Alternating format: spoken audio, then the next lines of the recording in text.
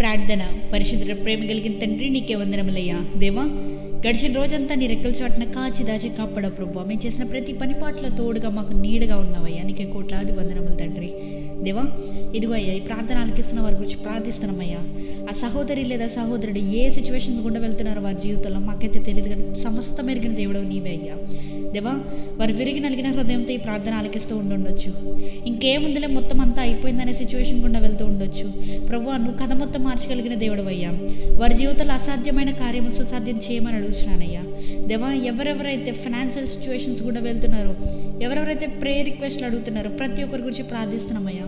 దేవా, వారు అడిగిన ప్రతి ప్రేయర్ రిక్వెస్ట్ని, ప్రతి దాని రిక్వెస్ట్ యొక్క జవాబుని వారు పొందుకున్నారని ఆశిస్తున్నామయ్యా. ప్రభువా, నువ్వు దేన్ని ఆలక్ష్య పెట్టవయ్యా. సమస్తమును తగిన సమయంలో జరిగిస్తావయ్యా. నీకే కోట్లాది వందనములు తండ్రి.